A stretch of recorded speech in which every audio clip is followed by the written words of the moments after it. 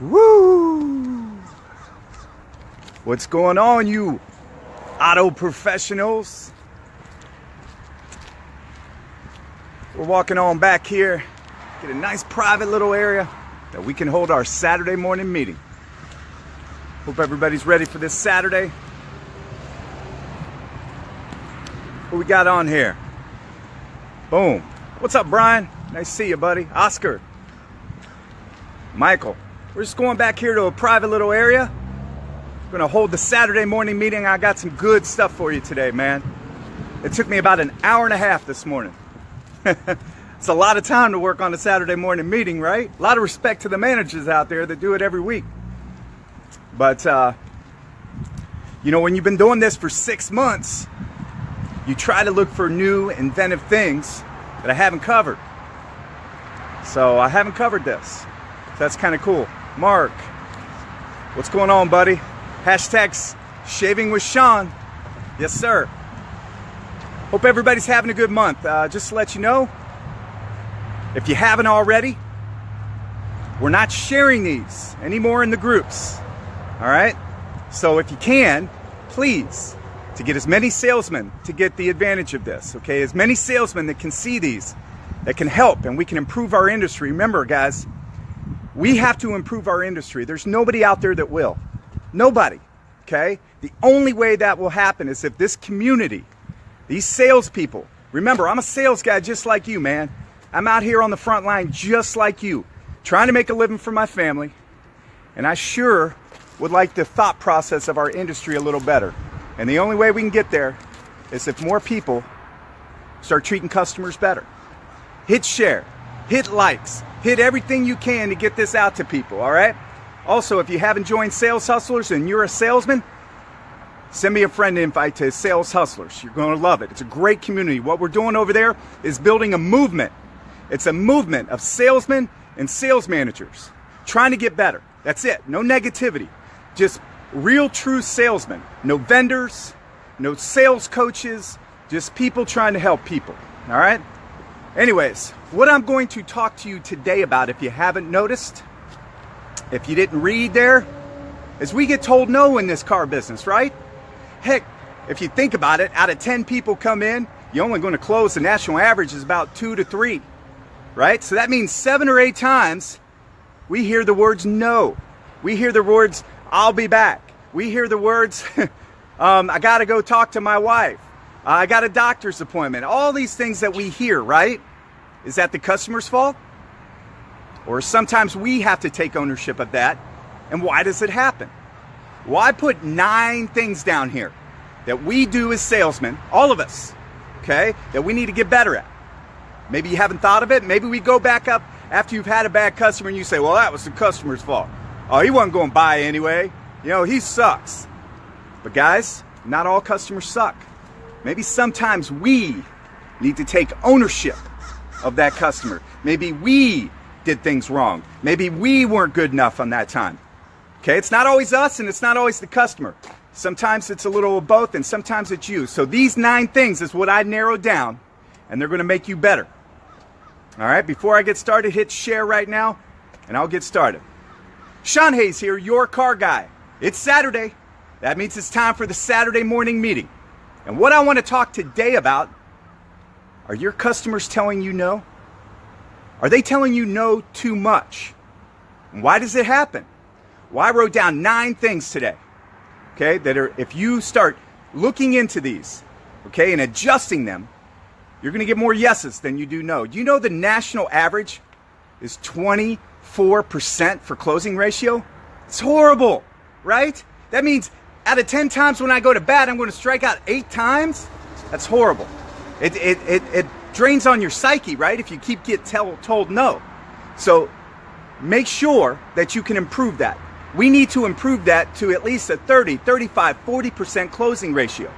If you work on referrals and repeats, it's probably even higher, but these 9 things are why fresh ups say no to you. Number 1, your process is bad. You're not using a process or it's broken, the one you're using.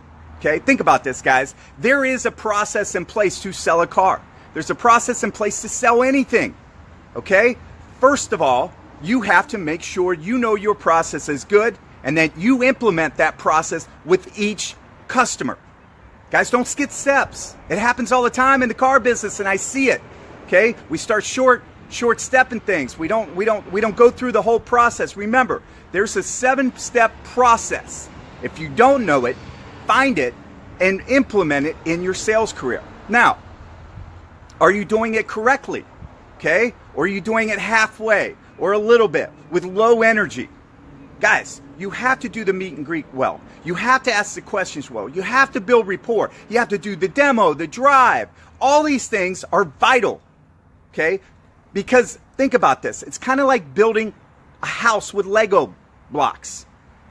If you do not build the foundation, you can't build the house. Each one of these Lego blocks is a building block to get a sale. And if you miss one of those, you're going to shortcase your chance to get that sale. Okay, guys? So remember, the process. Make sure it's right. Make sure you implement it. Second, lack of confidence. This is a big one, guys. I see it all the time. Are you asking? Are you timid? Are you fearful? Okay? Are you scared to ask the customer to come inside? Are you scared to ask the customer to go on a test drive? Okay? First of all, you need to get the confidence that they're here for a reason, and you have to take ownership of that. You don't ask people. They're going to say no. You kind of say it in a demanding way without sounding too authoritative. Does that make sense to you? I don't say, hey, would you like to take a test drive? I say, guys, the car's great, isn't it? You love it. Well, the only way to know if you really, really like it or if you don't like it is to go for a test drive. I'm going to throw the plate on it right here, and we're going to go for a little ride. Boom. I didn't ask nothing. Okay, but I wasn't too demanding. I just explained to them how can they make a great buying decision if they haven't driven the car. Quit asking, okay, and start having confidence to move the customer into where you want them to be. Okay? When you present numbers to somebody, are you saying, where would you like to go now? Are those okay? No, you present the numbers like, look, guys, this is the price for ours. Here's the price for yours. This is a fair proposal for you. Here's your 16 payment options. Find the one you want, circle it. I put an X, sign it. I'll get it in cleanup. Does that sound better? And how did you like the numbers? Okay, do you understand what I'm saying? I'm not saying be bossy or arrogant, but you have to have confidence. People buy from people with confidence. If you're confident about your product, if you're confident about your sales process, if you're confident about your numbers, it goes way further than being not confident. Do you understand? Confidence sells. Not arrogance, but confidence. Okay, guys, if you get a customer and you do a demo with confidence and you tell them your product is the poo, they're going to believe in you better than if you don't. Do you understand? Have confidence. All right, so number one, your process. Make sure your process is good. And second is have confidence. Number three, a lot of times people are saying no to you because you're not finding their true problem. What is their true problem? You know, you're a solutions provider. Okay? In today's age, that's what you better be. You're not a salesman anymore. You need to find their problems and find their solutions. Look, they're not coming in here because they like to look at cars. Okay? That's a very small portion of American public that likes to do that. They don't go to the dentist to go have him look at his teeth for no reason, right? They don't come to deal with car salesmen for no reason. They're here because they have a problem. They're here because they need something. You have to be a good investigator, find the problem, and give a solution to it. If you're not giving a solution to the problem, okay, there's no need for them to buy from you. Okay, so guys, do a better job of finding their problem. Questions. These questions, every time you ask a question, you get information. Every time you get information, it helps get you to a step closer to solving their problem. Okay, if people are saying no to you, that's because you haven't found their problem. Next one, lack of product knowledge. And I see this a lot in the industry, and it's sad and it's scary that people are selling a product but not knowing it. What are you doing? Guys, you got a lot of idle time at the car dealership, right? I hear y'all complaining. I read the group chats and messages. You got plenty of time to chat. Well, why don't you take some of that time to learn your product? Guys, how do you expect somebody to buy from you if you can't show them the traits that make your car great? If you don't know your product and you can't inflect your voice to show how good your product is. Guys, you got to feel confident in yourself. Okay, you got to know your product and you got to display that to the customer. Guys, if you don't know your product, how are you going to come to create a solution for them? Okay, because if you are good enough to uncover their problem, but you don't know your product enough to provide a solution, okay, you're failing yourself, you're failing the dealership, and you're failing the customer. Because all he's going to do is say, thank you very much, I got to go to lunch, and then go across the street to another dealership and find a salesman who knows his product and provides a solution. So guys, take your idle time. Learn your product better, all right? Learn the competitor's product. Look, man, if I have somebody that I know is going to go look at a Toyota and a Honda, which I have right across the street from me, but they're at my dealership, I'm making sure that when I present my product, and I'm going to tell him the differences between my product and their product. I'm not going to bash that product. No. Never do that, guys. But you can politely show them ways that your product is different. Think about this. Hondas, great car engine. They're a great car. But they're typically loud inside the cabin. I'm sure most of you Honda guys out there would agree with that. Okay, road noise is a big factor in a Honda. I make sure, I know my Hyundais are quiet. They are. When you drive a Genesis, a Sonata, some of those, they have a lot of insulation in the car. Well, that's because our cars have 17% more insulation than the Honda. Do you think I'm going to tell the customer to look at that? If they leave my dealership today, I made sure that I planted a seed that, hey, when you drive that Honda, make sure that you pay attention to the road noise. See if there is any compared to this car. I didn't tell them that car was bad. I just dropped seeds in their mind, okay, so they can make sure when they're on that test drive that they pay attention to those things. Guys, know your product. Next one, body language. This is key. I know it seems small to you, but it's huge. When you look people in the eye, okay, I wear sunglasses on these videos, but I don't wear them to my customers. Okay, I look them in the eye. I shake their hands. I stand in the middle of both customers. I make sure I include both customers in every conversation. Or if there's 3 people, I want everybody involved, okay? I don't talk to just one person, all right? I ask questions to everybody. Do you understand? Do not cross your hands. Don't put your hands in your pockets. All these things are little, I know, but they're real. And if you have standoffish body language, if you cross your arms, if you put your hands in your pockets, it makes you look like you're not interested. If you cross your arms, it makes you look intimidating. Okay, when you're presenting numbers, if you lean into them, that's very intimidating. Look, all these things are little, but you need to learn body language. Body language is huge. And the body language you give off is just as important as you reading the customer's body language. If they have bad body language, why are they having bad body language at that time? It's probably something you do. Probably you're something you're not getting a hold of. Grab that, figure out what you're doing, and change it. All right? So pay attention to that body language. 6, ABV. This is my new saying, man. ABV. Always be building value. Man, we're not building enough value out there on the lot. Okay? If you're not building value in your demonstrations and your drive, this is one of the reasons they're saying no to you. They're saying no because you're skipping some steps and you're running inside and pricing things out, but you didn't build value. So the price looks higher. Look, features mean nothing to customers unless you bring value with those features. Okay? If they don't have a value to the customer, it just becomes a higher price. Does that make sense to you? Bring value with these things. Okay, so when you get in and you start negotiating with the customer, you built value in it, and then you can go back to them. You remember that blind spot detection you said you needed to have? That lane departure warning system that you said you and your wife would be very, very important for? That GPS, all these things are so important. Okay, guys? ABV, remember that. Next one, and this is true. You didn't find their true objections while you're out there with them. Guys, what are questions for? Let me ask you that.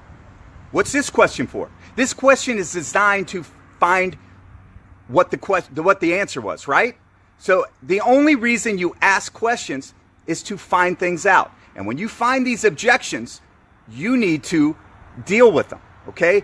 Find if they have true objections. Find if there's another another decision maker in this process. Find out if they have an insurance check because they just totaled out their car and they won't be getting it for 3 weeks. Find out if they have bad credit. Find out if their last loan was at 17% and they're $10,000 upside down. Guys, why are you skipping some of these important things? Of course they're saying no, because they're 10 grand upside down. They're with Santander last time. They need their mom to co-sign, and you're in work.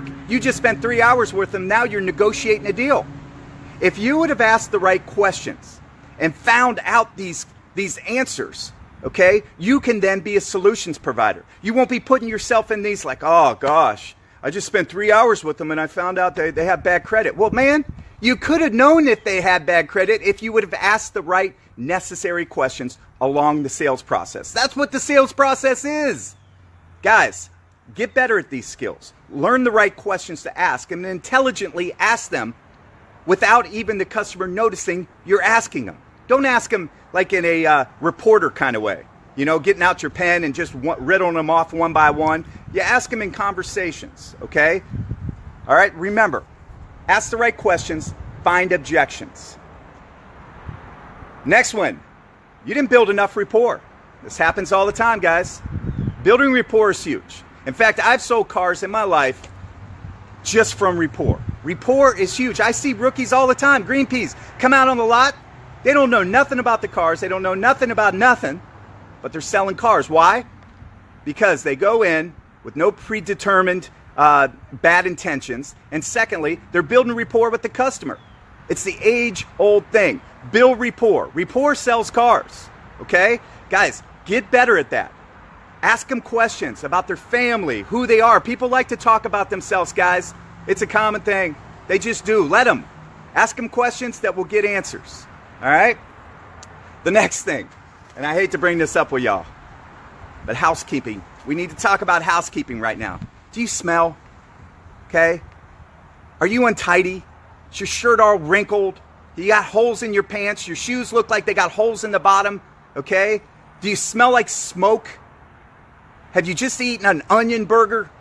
Guys, we got to pay attention to this. You have to look sharp. I don't mean you have to go out and buy a $3,000 suit. You see, I don't wear that, but my shirt's ironed. My pants are ironed. I've got newer shoes on. I've got a belt on. I don't smoke, so I don't smell like that. All right? You gotta wear deodorant.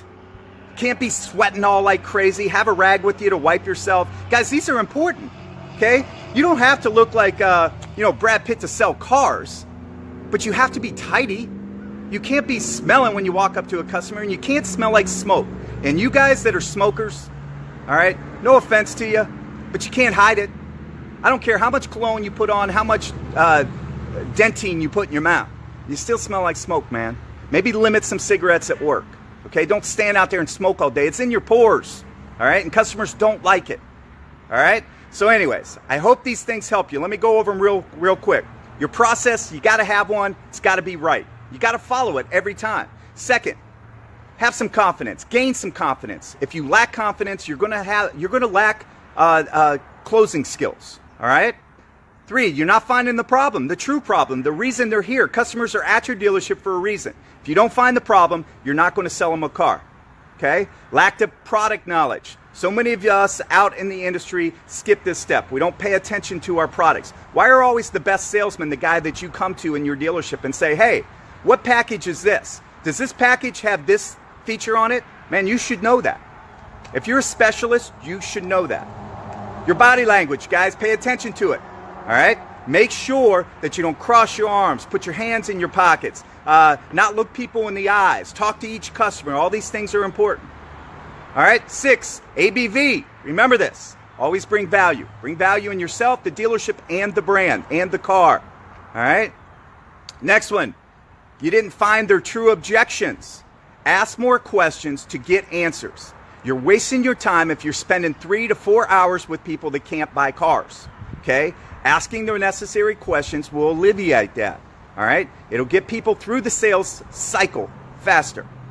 All right? Next is you to build enough rapport. Guys, if you do nothing else every day, get better at this. Okay? Ask questions to gain some rapport with them. All right? Rapport is the most important thing you can gain and build every day with customers. Last thing, quit stinking, y'all. All right? Go to work, take your showers, put your deodorant on, stop smoking so much, okay? Freshen your breath, okay? Wear some cologne, but not too much, all right? All these things are important. Guys, I hope this helps you. Hope you sell some cars. Shawn Hayes here, your car guy, Hyundai of St. Augustine. I make car buying easy.